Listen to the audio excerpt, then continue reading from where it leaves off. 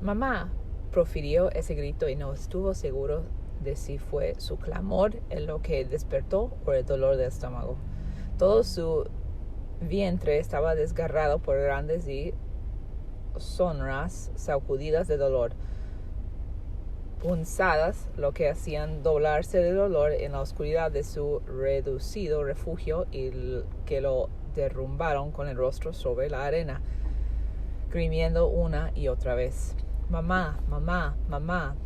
Jamás había sentido algo parecido a eso, jamás. Era como si todas las vallas con sus huesos hubiesen explotado en su interior, se hubiesen reventado y despedazado dentro de él. Gateó hasta salir por la puerta y devolvió sobre la arena. Avanzó a gatas un poco más y volvió a arrojar, y así durante más de una hora, entre vómitos y una terrible diarrea. Más bien le pareció un año, hasta que por fin se encontró vacío y purgado de todo apretón. Luego enterró de nuevo a gatas en el refugio y se volvió a tumbar sobre la arena, pero no podía dormir. Al principio no podía hacer otra cosa que yacer tumbado ahí, y su mente se puso a recordar cosas otra vez. En la Alameda. Todos los detalles. Su madre sentada en la ranchera con el hombre, y ella se había inclinado y lo había besado a él, había besado al hombre de pelo rubio y corto, y no había sido un simple beso cariñoso de amiga, sino un beso para que ella había vuelto la cabeza, la había inclinado y había arrimado su boca contra la boca del hombre rubio, que no era su padre, y lo había besado boca contra boca, y luego había alzado una mano y le había acariciado la mejilla y la frente sin parar de besarse. Y Brian lo había visto. Había visto lo que su madre había hecho con el hombre rubio. Había visto el beso que se convirtió en el secreto que su padre no conocía, del que no sabía nada. El recuerdo era tan real que hasta llegó a sentir el calor de aquel día en la Alameda. Pudo recordar la inquietud que le embargó ante la posibilidad de que Terry se volviese y viese a su madre. Pudo recordar la inquietud ante la posibilidad de tal bochorno, y en ese momento la memoria se desvaneció y cayó dormido. Despierto. Durante un segundo, quizás dos, no supo dónde se encontraba. Su sueño lo tenía aún sumido en otro sitio. A continuación, contempló el sol entrando a raudales por la puerta abierta del refugio y oyó el cercano y enervante zumbido de los mosquitos y comprendió. Se pasó la mano por la cara, ahora toda cubierto de los verdugones de 2 días de picaduras, y se sorprendió al comprobar que la hinchazón de su frente había menguado muchísimo, hasta casi desaparecer por completo. El olor era espantoso y no podía localizarlo. Vio a continuación el montón de vallas en la parte de atrás del refugio y revivió la escena de la noche y su indisposición. Demasiadas, dijo en voz alta, demasiadas cerezas despanzuradas. Gateó hasta salir del refugio y localizó la arena que había ensuciado. Sirviéndose de unos palos, limpió todo lo mejor que pudo, lo cubrió con arena limpia y descendió al lago a lavarse las manos y a beber. Era todavía muy pronto, apenas había amanecido plenamente, y el agua estaba tan tranquila que podía contemplarse nítidamente su figura reflejada. Lo asustó. Su rostro estaba lleno de cortes y ensangretado, hinchado y salpicado de grumos, su cabello todo enmarañado, y la herida de su frente había cicatrizado, pero tenía mechones de pelos pegados entre la sangre y la costra. Sus ojos eran rendijas por las picaduras y estaba todo cubierto de porquería. Dio una manotada en el agua para destrozar el espejo.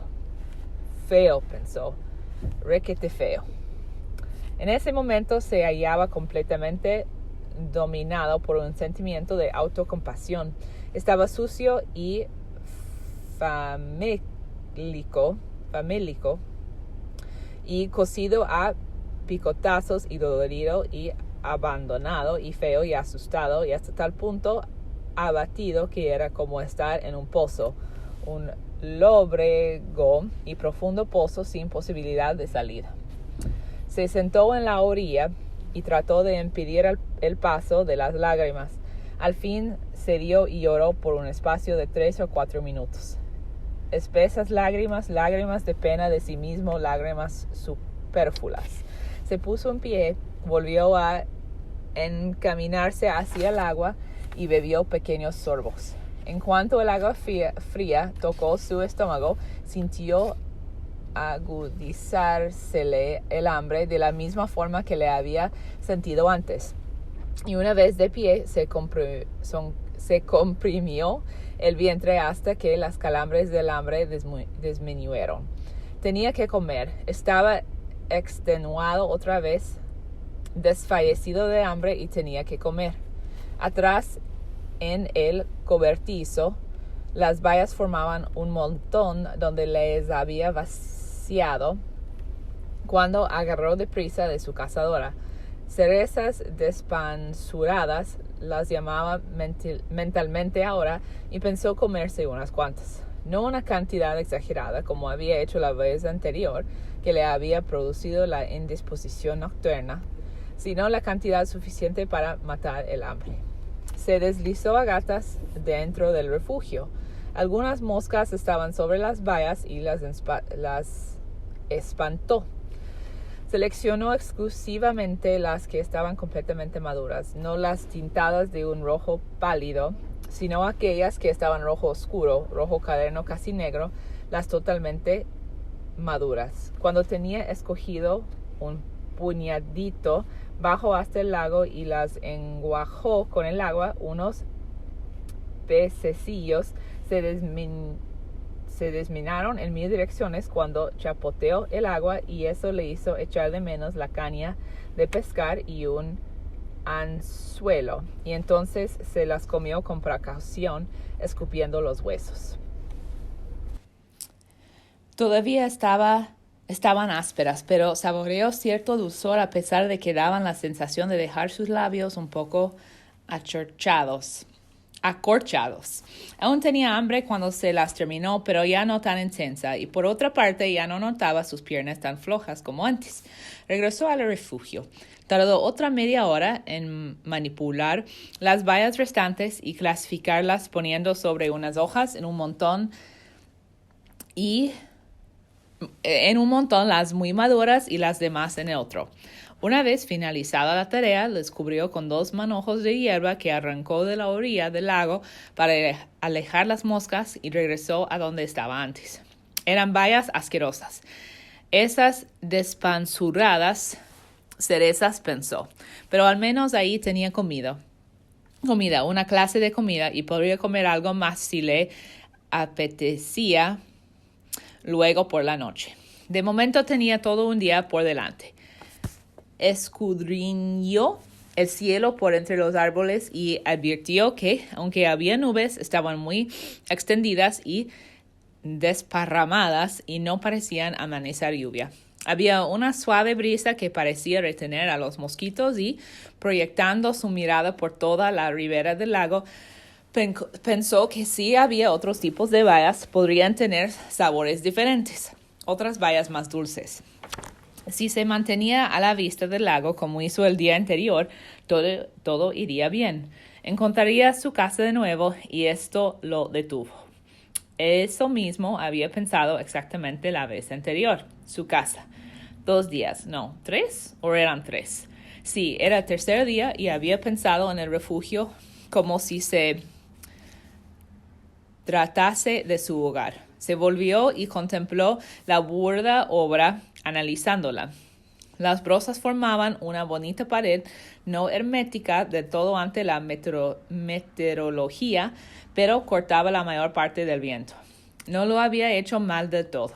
No es que fuese mucho, pero no había duda, por otra parte, de que era todo cuanto tenía como hogar. Muy bien, pensó, así que llamaré a esto mi hogar. Dio media vuelta y retomó el margen del lago caminándose hacia los arbustos de cerezas despansuradas con la cazadora en la mano. Las cosas estaban mal, pensó, pero quizá no tan mal después de todo. A lo mejor encontraba bayas algo mejores. Cuando llegó a los arbustos de cerezas despansuradas, se detuvo. Las ramas estaban sin un solo pájaro, pero aún conversaban numerosas bayas, y muchas de las que el otro día estaban simplemente rojas, ahora tenían un color rojo, cálido, casi negro, mucho más maduras. Puede que conviniese recogerlas y guardarlas. Pero el malestar de la noche pesaba todavía en su mente y decidió proseguir. Las cerezas despansuradas eran comida, pero de sabor engañoso. Necesitaba algo mejor. Unos 100 metros más arriba de la orilla había un lugar en el que el viento había abierto una pista. Deben de haber sido vientos muy violentos, pensó, para despejar lugares como este. Una pista como la que encontró en la avioneta cuando chocó. Y los árboles no eran como los de más abajo, sino retorcidos y tronchados a media altura del suelo, de forma que las copas estaban todos debajo y carcomidas o desgajadas, dejando al descubierto los rayones que se hinchaban en el cielo como dientes partidos. Formaban toneladas de madera vieja y seca, y una vez más deseó poder disponer de un buen fuego. El conjunto formaba una especie de calvero. Con las copas de árboles tronchadas, el sol podía llegar al suelo, que estaba repleto de pequeños matorrales espinosos cubiertos de bayas. Frambuesas. Las conocía porque en el parque había varios frambuesos, y Terry y él siempre cogían y comían cuando pasaban con sus bicis. Las bayas estaban enteras y maduras. Probó una y la encontró dulce, sin ninguno de los problemas de las cerezas despansuradas. Aunque no crecían arracimadas, había muchísimas y era fácil recogerlas, así que Brian sonrió y empezó a comer. Jugo dulce, pensó. Eran dulces con una mezcla de imperceptible acidez, y cogió y comió y cogió más y comió más, y creyó que nunca jamás había saboreado nada tan rico. Enseguida, como la otra vez, su estómago estuvo ahito, pero en esta ocasión tuvo algo más de sentido común y no se atracó ni se atiborró. Todo lo contrario, recolectó más cantidad y les envolvió en la cazadora, notando el sol de la mañana en su espalda y pensando que era rico. Rico en alimento ahora, absolutamente rico, y oyó un chasquido a su espalda, un ruido insignificante. Dio media vuelta y vio al oso.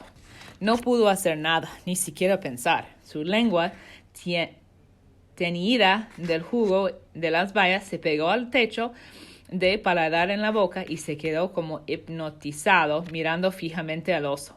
Era negro, con el morro de color canela, situado a una distancia no superior a 7 metros de donde él se encontraba, y grande, no, enorme. Toda su piel era negra y parecía gigantesco. Había visto uno en cierta ocasión en el zoo de la ciudad, un oso negro, pero aquel era de India o de no sabía qué lugar. Este era salvaje y mucho más grande que el del zoo, y estaba precisamente ahí. Precisamente ahí. El sol hacía brillar las puntas de su pelo a todo lo largo de su lomo.